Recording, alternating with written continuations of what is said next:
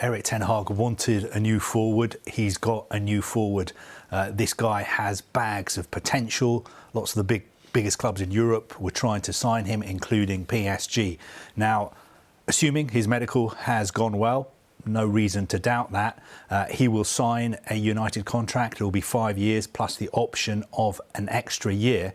And then it will be up to United to decide how and when they're going to announce his signing. It'll be up to them and their social media team. In the modern age, clubs like to make a big deal when it comes to announcing a new signings, especially on social media. It'll be interesting to see whether they announce it to coincide with one of their two friendlies this weekend. They've got two friendlies at Old Trafford.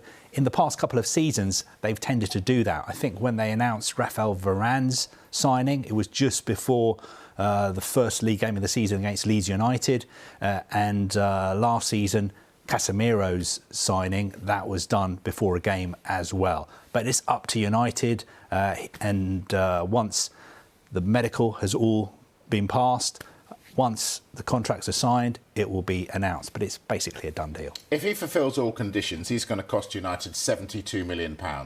Down the road, Manchester City got Erling Haaland for £51 million. Is Hojlund that good?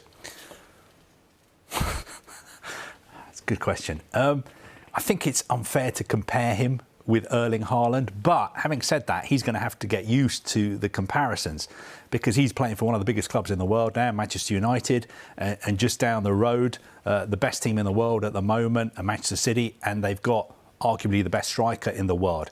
Now, you're right to say Erling Haaland was cheaper, around £20 million cheaper, but you've got to be fair, he did have a release clause in his contract. If he didn't have that release clause, he would have cost a lot more.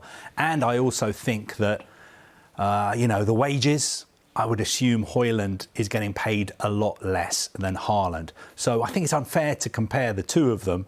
Haaland is pretty much the finished article. He's a phenomenal player.